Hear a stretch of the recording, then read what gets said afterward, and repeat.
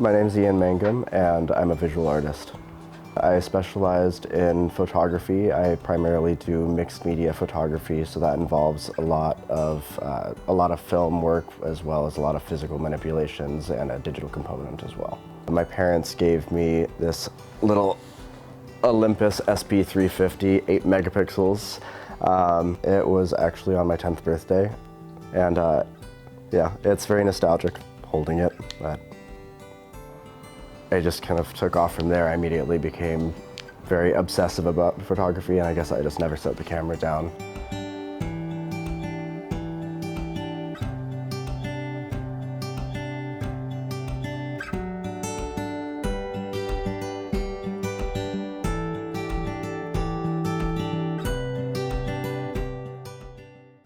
I had my first art show at Carco Theatre in Renton.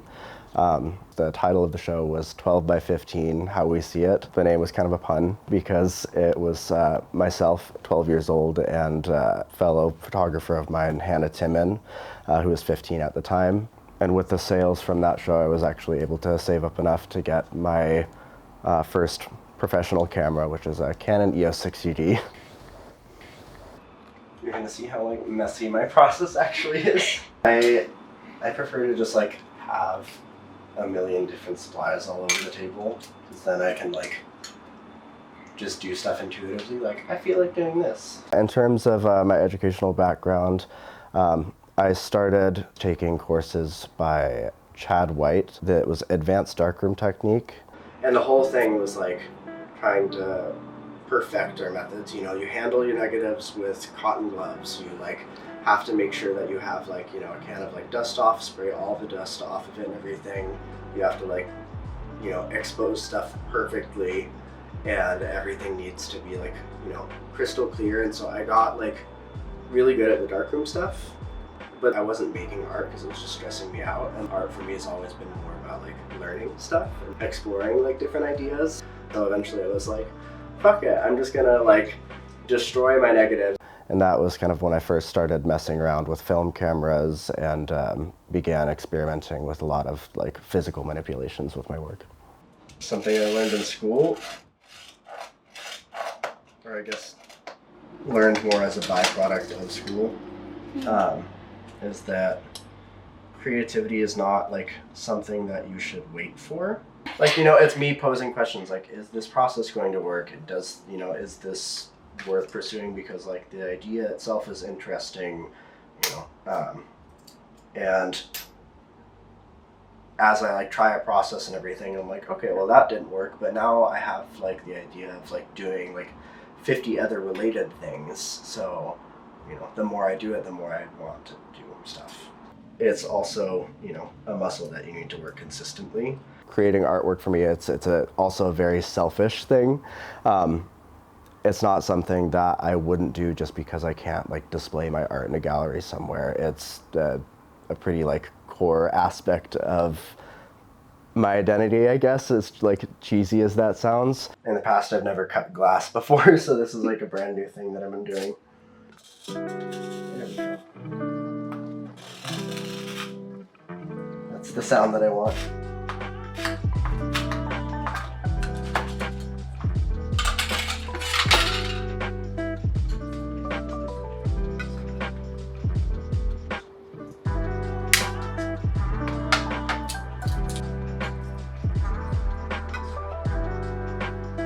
It's really great when it actually works out well.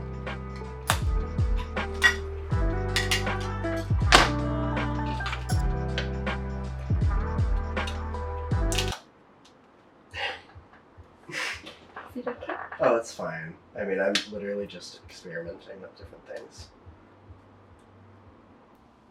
See, this is a situation where I will try to run with my fuck-ups. So now I'm tearing it so that it has broken symmetry.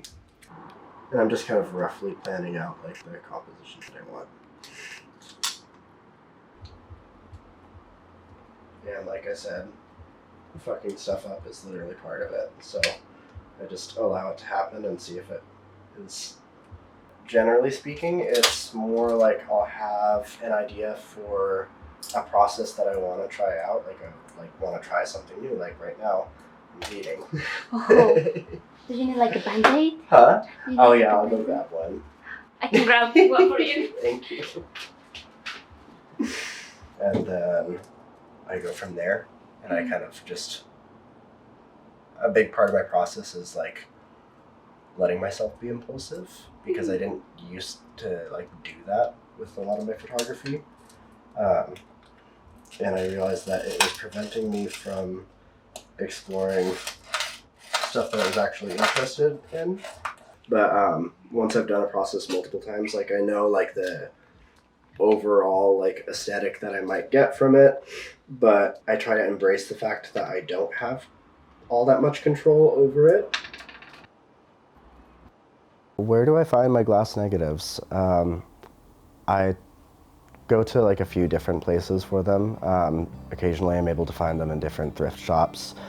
Usually it's more like vintage stores and like curiosity shops. One that I go to more often than others is a Ballyhoo Curiosity Shop out in Ballard. They do have like some pretty fantastic glass plate negatives there. When I'm picking out negatives, particularly glass plates, there's a few different things that I look for.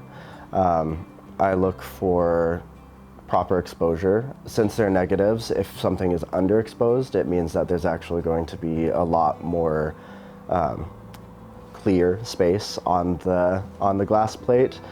So I tend to lean more towards stuff that's underexposed, because that allows me to do more things like layering the work and kind of superimposing other processes on top of it.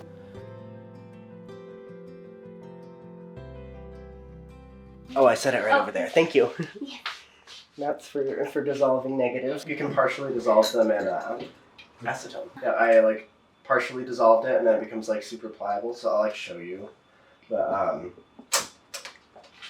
yeah, then it's super like gooey and bendy, and then it hardens once you actually like let it dry. So it's relatively fast. Like you can tell it's already getting floppier here. I shouldn't really be touching it, but it's not terrible. It's just not great for you. Using processes that will draw attention to the like physicality of the object and draw people's attention to the fact that a photograph is an object rather than just a window into something else. It creates a bit of tension between like the subject and the iconography of the image and the actual objecthood of the photograph. I'll reuse the same negatives until there's literally like nothing left of it. Most of them, like pretty much almost everything in here is all stuff that I've shot myself. However, a lot of stuff like this is literally found stuff that other students threw away. And I find it really like interesting to kind of utilize other people's work, and it's something that I'm doing more now because I guess I'm interested in the idea of like appropriation and like, I don't know, something kind of becoming part of everything else. One person who like they threw away the photograph and everything, and I like made a piece, and it was basically like it was out of several negatives, and it was just photos of eyes that I had like arranged. And it wasn't a complaint or anything, it was just someone else reached out and they're like, hey, I took those pictures. I don't know, I was super like worried and embarrassed and everything for a moment because I'm just like, I'm sorry it was in the trash. But no, they actually were just like, this is great art. I'm glad that you used them. So, like do something like this and create like a composite image and allow this to dry. And then this is something that I might scan at this point. It's another peculiar thing about photography. It's like, veracity being like the quality of like telling truth about something. Like we talk about, how like photography captures your experiences. Technically, the photograph is the one moment that you didn't actually perceive because the shutter was closed. Even in like the language that we use to like describe a lot of things, here's a photo of my aunt or a photo of my dog, like you'll just be like, oh yeah, this is my dog. Like the language, whereas if it were a painting, you wouldn't say, this is my aunt. You'd say, this is a painting of my aunt. It's nuanced, but like there is a conceptual difference that we have between those things. My goal with a lot of my images is to create this friction between the image itself as like an object and what you're seeing inside of it. And so you'll see like horizon line with the image behind me. They are just kind of like random scratches, but I like to have play between like the logs that are on the beach and like those scratch marks. There's like a repetition of form, which is both aesthetically pleasing, but also I think ties the two together. You can have something that doesn't make sense, something that looks like, you know, messy and has so much information layered on top of other information. It becomes, you know, this palimpsest of history. However, it exists as its own object that is deserving of appreciation and can be beautiful in its own right.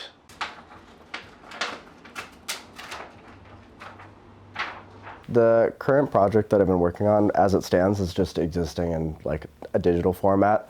Right now, they've just been like, some of it has been shared to social media, some of it's still just like sitting around on my computer. I find that it's very, very difficult to pursue art professionally. So the way that I want to go about things is really just to create more time and space for me to work on my stuff. Whether or not I'm pursuing that in a professional manner, you know, that being like selling work, is less important to me. I believe that by pursuing the things that you're curious in, that is how you're going to learn the most about yourself. You're going to learn the most about your process, and you're going to have the most potential for growth. Most importantly, that's how you're going to be enjoying the process of making art. I think art should be fun.